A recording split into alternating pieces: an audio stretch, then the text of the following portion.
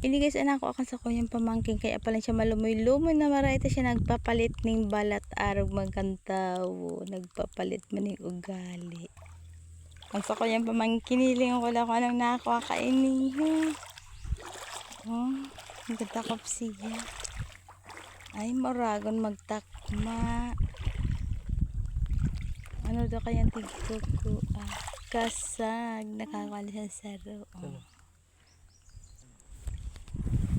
Igo ako nahiling na sarad mga guys. Oh.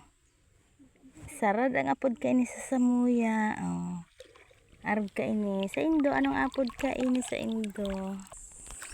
Magayonan guys, maglakaw sa hunasan. Taha hababawan ang tubig. Ini apig apod ini sa muyang hunas. Aga katakulaan mas dakula ang hunas.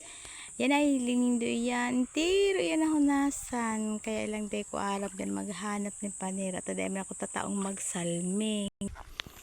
Nagilid muna kami guys. Natukaw-tukaw muna kami. Hindi sa gapo.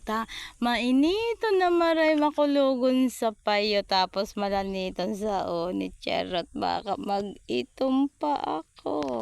Oh, iniposan ang samoy na ako guys. Oh. May sarong sarad, may turong takal, may duwang kasag.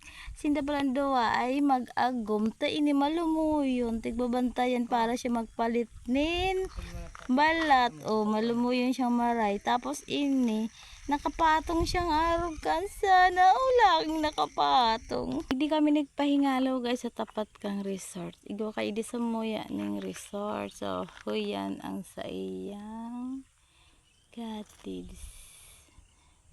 Kaya lang pipira na lang ta nagaba kang bagyong uwan dahil pa naayo.